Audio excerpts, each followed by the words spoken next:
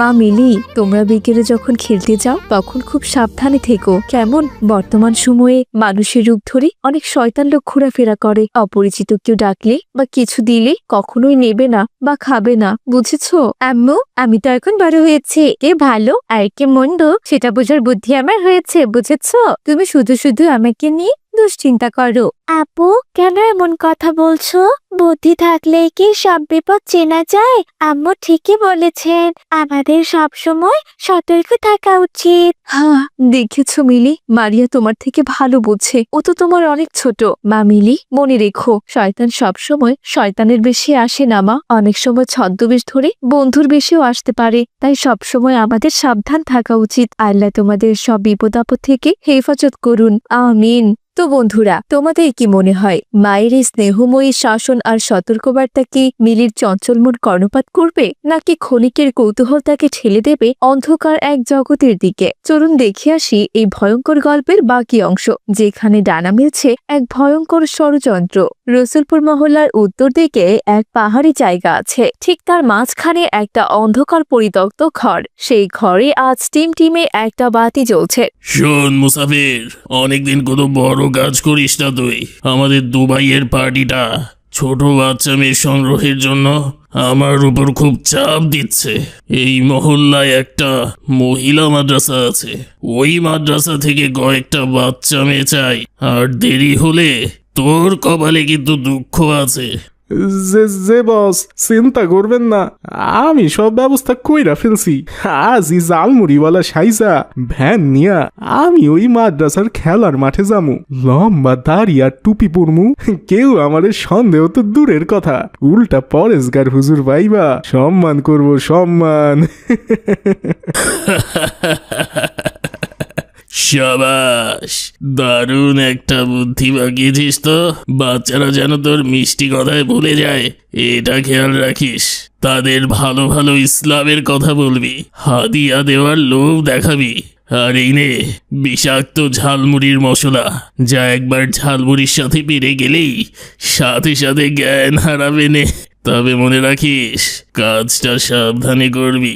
আমি এদিকে রেডি আছি, বাচ্চাগুলো এলেই বাজার করে দেব।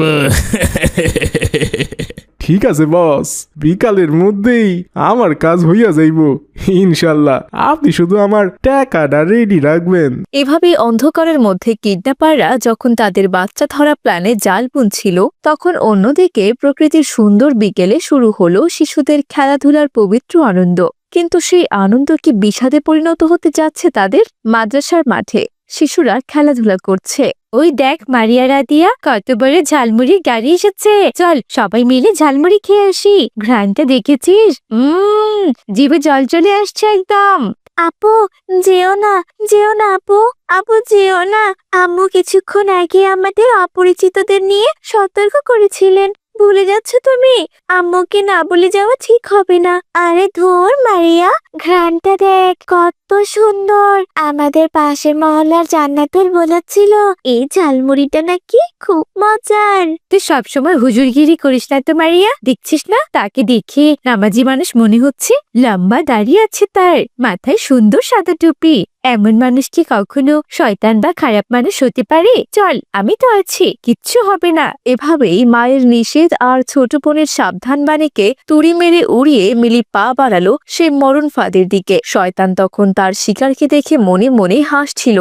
আসসালামু আলাইকুম ছোট আম্মুরা, তোমরা কি ঝালমুড়ি খাইবা নাকি? আমি আজ খুশিতে মহল্লার বাচ্চাদের ফ্রি ঝালমুড়ি খাওয়াইতাছি।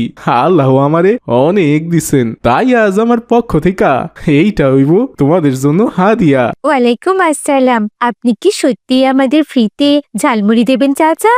আপনি তো অনেক বড় মনের মানুষ চাচা, আমাদের সবাইকে তাহলে তাড়াতাড়ি ঝালমুড়ি দিন। আচ্ছা, তোমার নাম কি মা? আমার নাম মিলি চাচা। মাশাল্লাহ মাশাল্লাহ, খুব সুন্দর নাম তো তোমার। এই নাও মা মিলি, তোমার জন্যই হে স্পেশাল ঝালমুড়ি। এতে একটু কড়া মশলা দিছি, তবে এইটা একবার খাইলে তোমার পড়া আরো বেশি মনে থাকবো। ক্লাসে তোমার রোল হইব এক। খাইয়া দেখো তোমা, কেমন হইছে ঝালমুড়িটা? আচ্ছা চাচা, আমার একটা প্রশ্ন আছে, আপনি কেন আমাদের ফ্রি ঝালমুড়ি খাওয়াতে চাচ্ছেন বলুন তো? আপনি কি এই এলাকায় আগে কখনো এসেছেন?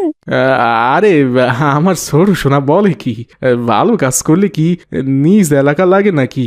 আমি যে এলাকায় যাই সেই এলাকায় 1 মাস ব্যবসা করি, আর তারপর একদিন ওই জালমুড়ি ফ্রি খাওয়াইয়া চইলা যাই সেই এলাকা থেকে। এত কিছু তো তোমাদের ভাবতে হইব না। মিলিমা, কেমন লাগছে তোমার ঝালমুড়িটা কত? দারুণ স্বাদের চাচা। কিন্তু মারিয়া কোনোভাবেই ঝালমুড়ি খেতে রাজি হয়নি। কিছুক্ষণের মধ্যেই মিলি আর রাদিয়া মাটিতে পড়ে যায়। মিলি আপু, তোমার কি হয়েছে? রাদিয়া আপু, কথা বলো। চাচা, আপনি ঝালমুড়িতে কি দিয়েছেন? ওই সব কিছু না মা, ওই রোদে খেলছে তো তাই মনে হয় ওদের এমন লাগতাছে। আচ্ছা ঠিক আছে ঠিক আছে, সমস্যা নাই, আমি ওদের ডাক্তারের কাছে নিয়ে যাইতাছি, তুমি বাড়ি চইলা যাও। ওরা সুস্থ হইলে আমি নিজে ওদেরকে বাড়িতে পৌঁছায় দিয়া মনে। ভয় পাইও না মা, আমি তো তোমার চাচার মতো মা। মারিয়ার কেবলই তখন মনে হলো এই ঝালমুড়িওয়ালা তার সাথে চালাকি করছে, তাই সে বলে উঠল, না, ওদেরকে নিয়ে যাওয়া যাবে না চাচা। চুপ কর চুপ কর, একদম চাচাবি না। খুব চালাক হইছস তাই না? আমার চাইও বেশি। আমি হইতাছি কিডন্যাপার, ওদের ঝালমুড়িতে অজ্ঞান হওয়ার মশলা মিশাইয়া দিছি, এই জন্যই ওরা অজ্ঞান হইয়া গেছে। চুপচাপ তুইও চল, নইলে তোরেও কিন্তু বস্তায় ভইরা নিয়া যামু। ইয়া আল্লাহ, সাহায্য করো। লা হাওলা ওয়ালা কুওয়াতা ইল্লা বিল্লাহ। শয়তান কোথাকার, আমার আপদের ছাড়, এক্ষুনি ছাড় বলছি। ওরে রে রে, আরে রে রে রে রে রে রে, এই ছোট শয়তান, তোরে আমি আজ জ্যান্ত কবর দিমু। বাঁচাও বাঁচাও বাঁচাও, আম্মু, কিডন্যাপার আমাদের অ্যাটাক করেছে, বাঁচাও। এরপর মারিয়ার এই সাহসী আর্তনাদ বাতাসের আগে পৌঁছে গেল। জাফর চাচা লাঠি হাতে এবং আমিনা বেগম ঘর থেকে বেরিয়ে এলেন। তখন পাড়ার লোকজনও জড়ো হয়ে গেল। খবরদার খবরদার, কোথাও নড়বি না শয়তান। দাঁড়া বলছি, দাড়ি টুপি পরে বাচ্চাদের চুরি করিস, এত বড় সাহস তোর? এই ধরো ওকে সবাই। এরপর পাড়ার লোকজন মিলে কিডন্যাপার ঝালমুড়িওয়ালাকে ধরে ফেলল। ঝালমুড়িওয়ালা তখন ভয়ে থর থর করে কাঁপছিল আর মাফ চাইছিল।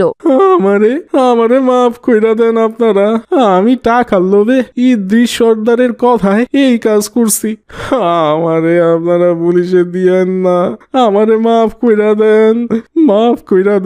তোকে ছেড়ে দেব শয়তান, তোকে পুলিশের হাতেই দিতে হবে, যাতে তোর মতো আর কোনো অপরাধী পবিত্র পোশাকের আড়ালে এমন জঘন্য কাজ করার কোনো সাহস না পায়।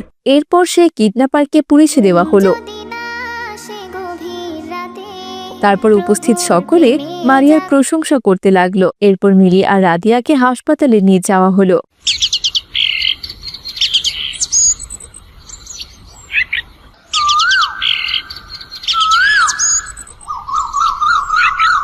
পরদিন তারা সুস্থ হয়ে বাড়িতে ফিরে এলো। আলহামদুলিল্লাহ, ইয়া মাবুদ, আমার সন্তানদের তুমি রক্ষা করেছো। মিলি, দেখেছো আমি কেন নিষেধ করেছিলাম? এখন বুঝেছো মা, দাড়ি টুপি থাকলে মানুষ ভালো হয় না, মুমিন হতে হয় অন্তর দিয়ে। আর কখনো মানুষের কাছে যাবে না, আর কখনো কাউকে বিশ্বাস করবে না। আম্মু, আমাকে মাফ করে দাও। আমি তোমার কথা শুনিনি, মারিয়ার কথাও শুনিনি। আমি যে ঝালমুড়ি লোভে পড়েছিলাম, আমি আর কখনো তোমার অবাধ্য হব না আম্মু। আমি এই যে তওবা করছি। আপু, আল্লাহ আমাদের বড় বিপদ থেকে রক্ষা করেছেন, সব সময় আল্লাহর উপর তাওয়াক্কুল রাখবে। মা মিলি, মনে রেখো, এই দুনিয়ায় ছদ্মবেশী শয়তান অনেক আছে। বড়দের কথা শোনা আর সতর্ক থাকাই হলো মুমিনের কাজ। আল্লাহর রহমতের ছায়া থেকে কখনো বাইরে যেতে নেই কারোর। সেদিনের এই বড় শিক্ষা মিলিকে এক নতুন মানুষে পরিণত করলো। কিন্তু এই গল্প শুধু মিলির না, বরং আমাদের সবার জন্য একটা বড় সতর্ক বার্তা। ছোট্ট মারিয়ার বুদ্ধিমত্তা আর আমিনা বেগমের দোয়া আজ এক বড় ট্র্যাজেডি থামিয়ে দিল। আপনাদের সতর্কতায় আপনার পরিবারের সুরক্ষা। সবসময় নিরাপদ থাকুন এবং আল্লাহর উপর বিশ্বাস রাখুন। অপরাধীরা সব সময় তাদের কুৎসিত চেহারা লুকিয়ে ধার্মিকতার পোশাক পরিধান করে আমাদের বিশ্বাস ভাঙার চেষ্টা করে। তাই এই গল্প আমাদের শেখায় যে আত্মবিশ্বাস নয়, বরং সচেতনতা ও পরিবারের প্রবীণদের অভিজ্ঞতা অনুসরণ করে হলো বুদ্ধিমত্তার কাজ। সত্যের জয় সবসময় হয় যদি আমাদের মধ্যে সাহস ও ইমানি শক্তি থাকে।